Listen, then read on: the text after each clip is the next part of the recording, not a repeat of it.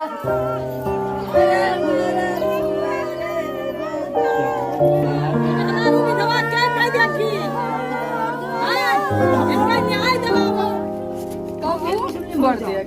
हरिजन का छोड़ दे के अगर हरिजन दलित का कोई सुनवाई नहीं हो रहा है तो हम हरिजन का वो छोड़ दिया गया।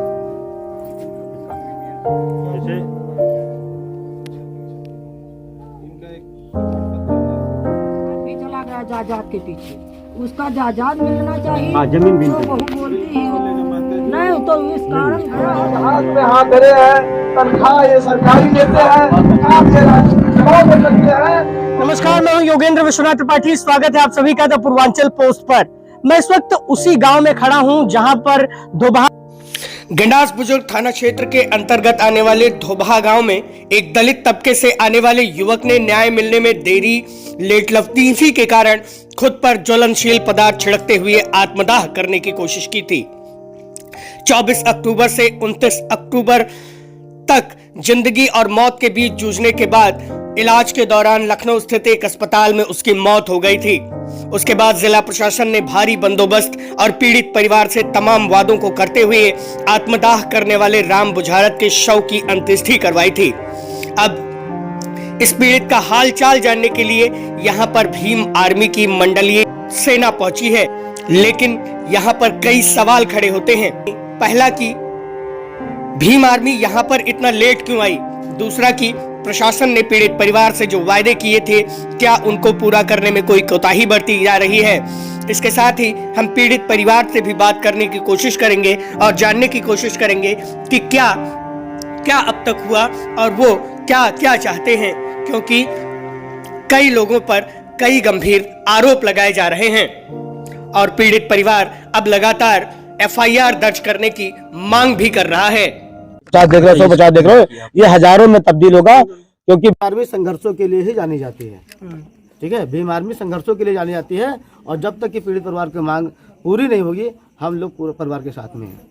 पीड़ित परिवार ने आप लोगों के समक्ष क्या मांग रखी है? क्योंकि प्रशासन ने जिस दिन इनके बेटे का अंत्येष्टि किया गया उस दिन जो है तमाम पुलिस बल, आधा दर्जन CO, SDM और तमाम तहसीलदार यहाँ पे जुटे हुए थे और सब लोग मान मनोबल में जुटे हुए थे। क्या बताया इन लोगों ने आपको? देखिए, परिवार ने जो कहा है हमसे, उसको कम से कम 50 लाख रुपए की आर्थिक सहायता की जाए, परिवार को एक सरकारी नौकरी मिले, आवास मिले और जो दोषी हैं उनको गिरफ्तारी हो, साथ ही साथ जो जिस जमीन को लेकर के हुआ था वो जमीन को हासिल कराया जाए। गिरफ्तार कैसे होंगे जब FIR ही नहीं हुआ? उसीलिए तो हम आए हैं, जहाँ पर कार्रवाई नहीं होती उसीलिए भीम आर्मी खड़ी होती है। भीम आर्मी संघर्षों के लिए जानी जाती है।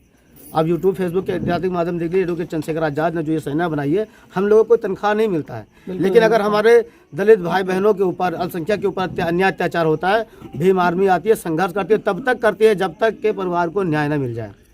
तो हम इसीलिए आए हैं कि आखिर अब तक FIR हुई क्यों नहीं है? अगर हो गई होती तो शायद हमें आने जरूरत न पड़ता। बिल्कुल, हम इसीलिए आए हैं। आपको क्या लगता है कि प्रशासन ने जो इन लोगों से वादा किया, क्योंकि ये लोग अंत्येष्टि करने के लिए तैयार नहीं थे, जब वादा किया होगा इन्हें कुछ समझ में आया होगा, कुछ आश्वासन मिला होगा, तभी इन लोगों ने अंत्येष्टि की होगी। क्या लगता है कि प्रशासन ने, इन लोगों ने क्या आपको बताया कि प्रशासन ने जो इन लोगों के पक्ष में रखी थी बातें या इन लोगों ने जो प्रशासन के लिए मांगे रखी थी प्रशासन के सामने, वो पूरी हुई थोड़ी बहुत भी या बिल्कुल नहीं? कुछ आर्थिक लाभ इनको मिला है 5 लाख रुपये का, शायद नगद अभी बताया गया है। मैंने तो देखा भी नहीं, पासबुक पे तो खैर नहीं चढ़ा है। आप बहन से मैं कहूँगा उसको चेक करवा ले। तो मैं परिवार के साथ में हूँ, न्याय दिलाने के लिए आया हूँ। आज 50 है, 5000 होते हुए में देर नहीं लगेगा। क्या मांगे हैं आप जरा एक बार? परिवार की मांगे यह है कि दोषी की गिरफ्तार किया जाए, जो भी दोषी इसमें इन्वॉल्व है उनकी गिरफ्तारी की जाए। 50 लाख रुपए की मांग है, साथ में सरकारी नौकरी और प्राथमिक की जमीन वापस हो, साथ ही आवास की मांग हो।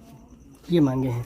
मेरे साथ एक वकील साहब हैं, ये बहुत अच्छा बोलते हैं और अभी इन लोगों प्रशासन के सामने भी इन्होंने मांगे उठाई। क्या लगता है कि प्रशासनिक और अगर एडवोकेसी के तौर पे देखा जाए तो कितना बड़ा फेल्योर है ये घटना? ये बहुत बड़ी घटना है। और घटना ये है कि इसमें जो है प्रशासनिक जो है लापरवाही पाई गई है, क्योंकि पीड़ित परिवार जमीनी विवाद को लेकर दर दर भटक रहा था, कहीं थाना, कहीं SDM कार्यालय, कहीं। तो इसमें अगर प्रशासन सही समय पे सुन लिया होता तो ये परिवार को ये दिन देखना नहीं पड़ता। और 3 बच्चे हैं, ये बच्चे अपने पिता को खो दिए। ये महिला हैं, बताइए, इनके घर में कोई कमाने वाला नहीं है, बूढ़ी माँ है। तो उस परिवार से पूछिए क्या हुआ हो। अब पता चला है कि जो है कुछ पैसे, चंद्र पैसे दे के किसी की ज़िंदगी को नहीं खरीदा जा सकता है या किसी को जीवित नहीं किया जा सकता है। मैं ये कहूँगा कि अभी तक प्रथम सूचना रिपोर्ट क्यों नहीं दर्ज हुआ है, क्योंकि ये सबसे बड़ा अगर लापरवाही है तो ये थाना अध्यक्ष की लापरवाही है। प्रथम सूचना रिपोर्ट दर्ज करें, CRPC 173 के तहत विवेचना करें, जो दोषी हैं उन्हें जेल भेजें और अगर फर्जी पाए जाते हैं उसको फाइनल लगाएं, तो कार्रवाई वैधानिक करें, क्योंकि इस भारत में संविधान लागू है। 29-30 की रात को जो पिलर बनाया गया था उसे जो है प्रशासन ने उखड़वा दिया। ठेकेदार की भी इसमें संलिप्तता है और बताया जाता है कि जो यहाँ पे स्थानीय लोग हैं, यहाँ के ग्राम प्रधान और तमाम लोग, उन लोगों की संलिप्तता है। तो क्या लगता है, क्या जांच के दौरान ऐसा कुछ किया जा सकता है? अरे अभी तो हमारे बीच में तहसीलदार महोदय आए, कहे कि मामला न्यायालय में चल रहा है, तो ये बताइए पिलर उखाड़ देने से पीड़ित परिवार को न्याय मिल जाएगा क्या? मैं जितने लोग भी देख रहे हैं मैं उनसे भी पूछ रहा हूँ, क्या किसी का पिलर उखड़वा देने से पीड़ित परिवार को न्याय मिल सकता है? टोटल फॉर्म मैं सा नॉट। इसलिए कि सही तरीके से प्रथम सूचना रिपोर्ट दर्ज करें और दर्ज करके उसका इन्वेस्टिगेशन करें, और जो पीड़ित परिवार का मांग है, मैं भी आर्मी चुप बैठने वाले नहीं है। हम लोग जो है बहुजन समाज की आवाज़ उठाने के लिए तत्पर तैयार रहते हैं। सूचना तो हमें थोड़ा लेट में मिली है, तो प्रथम सूचना रिपोर्ट कम ना दर्ज गया होता और ये जो दोषी हैं ये जेल के सलाखों के पीछे होते। खैर ठीक है, देर से आए हैं, लेकिन प्रथम सूचना रिपोर्ट दर्ज करना पड़ेगा, क्योंकि ये कानून कहता है, 154 कहता है, और इस मामले का जाँच करें और जो भी उचित वैधानिक कार्रवाई है वो करें। ये प्रशासन के लिए अच्छा होगा। मेरे साथ एक और वकील साहब हैं, ये भी आए हैं क्योंकि भीम आर्मी के सदस्य हैं। क्या आप लोगों को लगता है कि घटना क्या है और क्या चीज़ें हैं? ये जो घटना हुई है, अभी मैं पिछले बाइट में मैंने आपको बताया है कि इस कंसोलिडेटेड फॉर्म में मैं ये कहना चाहूँगा कि ये जो कार्यवाही प्रशासन के द्वारा की जानी चाहिए थी, उन्होंने कार्रवाई नहीं किया है। उसमें उन्होंने नेग्लाइजेंस किया है, लापरवाही किया है, और लापरवाही के लिए भी एक दंड है ना। और जो कार्रवाई की जानी चाहिए वो कॉन्स्टिट्यूशन के अकॉर्डिंग की जानी चाहिए, लॉ के अकॉर्डिंग की जानी चाहिए, है ना। चूँकि इक्वलिटी बिफोर लॉ है, तो उसके अकॉर्डिंग जब नहीं काम होगा तो इससे जाहिर होगा कि क्या कॉन्स्टिट्यूशन नहीं चल रहा है। इसके या तो कॉन्स्टिट्यूशन के बारे में अधिकारी नहीं जानता है, या फिर जानते हुए अगर ऐसा कर रहा है, काम नहीं कर रहा है, तो वो क्या कर रहा है, बदमाशी कर रहा है। और बदमाशी के लिए क्या होना चाहिए, उसके खिलाफ कार्रवाई होनी चाहिए। जो सक्षम नहीं है, नहीं सुन लीजिए, नहीं मैं सुनूंगा, आप ही की बात कर रहे हैं, मैं सुनूंगा सर, मैं ये कह रहा हूँ, जो व्यक्ति सक्षम न हो, जो कार्य को ठीक से न करे, उसके खिलाफ कार्रवाई होनी चाहिए। अब आप सवाल करिए। मैं ये कह रहा हूँ कि 19 बार जो है IGRS किया गया जी, है ना इस मामले में। इसका डेटा 19 बार IGRS हुआ है, उसका डेटा है। तब तो और भी ये बहुत ही दुखद घटना है। 2 बार तो मुख्यमंत्री 19 बार IGRS PMO PG पोर्टल पर होता है, तो PM और फिर CM के पास जाता, CM सचिवालय, फिर सचिवालय आदेश करता है डिस्ट्रिक्ट मजिस्ट्रेट को, फिर डिस्ट्रिक्ट मजिस्ट्रेट अपने अधीनस्थों को, सबॉर्डिनेट ऑफिसर्स जो होते हैं उनको तलब फरमाता है और तलब करके कार्रवाई करने की मांग करता है। कहता है नहीं कहता है, ये चीज है, हम लोग डेली कर रहे हैं, लेकिन ये काम क्यों नहीं हुआ, ये घटना कैसे कारित हो गई?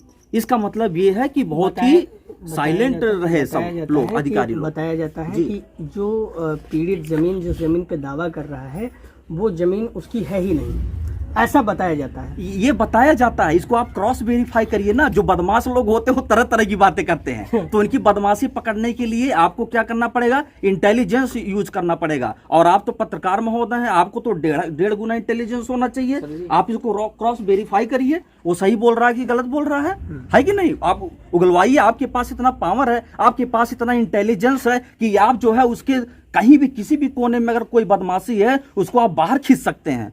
आपको क्या लगता है कि जो जिला अधिकारी ने मजिस्ट्रेटियल जांच के आदेश दिए उसमें ये सब फर्जीवाड़ा लग रहा है? देखिए, जो बातें होती हैं वो क्लियर नजर में आ जाती, चेहरे पे दिखता है, व्यक्ति जो बोलता चेहरे पे दिखता है। तो ये जितना भी लोग बोला है अधिकारीगण ने, वो सब फर्जी लग रहा है। या कौन सा, मतलब ये बदमाशी नहीं तो क्या है? अभी तक FIR नहीं तुमने दर्ज करवाया, क्यों नहीं दर्ज करवाया? सर जी चलिए बताइए, ये तो बहुत ही डिस्गस्टिंग है कि नहीं सर? क्या करेंगे? तो अभी इलाहाबाद के जो ADG उन्होंने कहा है कि कोई भी सूचना आती है, यहाँ तक कि मौखिक ओरल अगर कोई सूचना आती है तो FIR दर्ज होना चाहिए, और तत्पश्चात फिर ठीक है, ये जांच होनी चाहिए।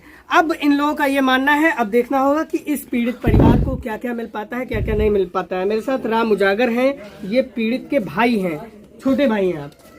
राम उजागर, क्या क्या हुआ उस दिन और आप लोगों को क्या क्या आशा दिया गया था?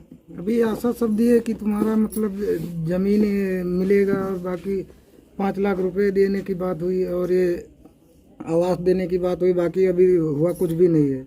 पैसा शायद कुछ आया आप लोगों के पास? हाँ, पैसा शायद आया है, लेकिन अभी वो भी चेक नहीं किए हम लोग। हाँ, बाकी जो बोले हैं अभी सब कुछ दिख नहीं रहा है कि कुछ वो सब किए हैं। हाँ, न्याय आप लोगों को मिलता दिख रहा है या नहीं? सबसे बड़ा सवाल यही है। अभी तो खाली जुबानी सब बोल रहे हैं, बाकी न्याय तो अभी कुछ नहीं दिख रहा है। अभी मुजरिमों को तो बाहर सब घूम रहे हैं वो लोग।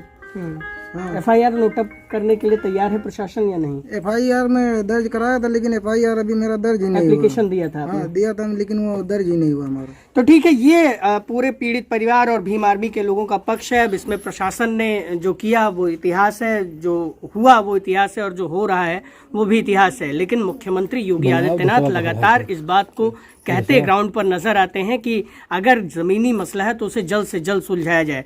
वहीं राम बुझारत ने फेसबुक पेज पर लाइव आते हुए 24 तारीख यानी कि दशहरे के दिन जो है कई लोगों पर आरोप लगाया था। उन्होंने यहाँ के हल्का लेखपाल और यहाँ के ग्राम प्रधान और अन्य लोगों पर यह आरोप लगाते हुए कहा था कि जो है उनकी जमीन को अवैध रूप से कब्जा किया जा रहा है और कुछ लोग पहले कब्जा कर चुके हैं। इस शिकायत पर कार्रवाई नहीं की जा रही है, तो जो है मैं इस वजह से आत्मदाह कर रहा हूं। अब देखने वाली बात होगी कि एक बार फिर भीम आर्मी ने इसमें जो है बल लगाया है। अब देखना होगा कि भीम आर्मी के जो बातचीत का क्या नतीजा निकलता है और क्या इस पीड़ित परिवार को न्याय मिल पाता है या नहीं। बलरामपुर से योगेंद्र विश्वनाथ त्रिपाठी।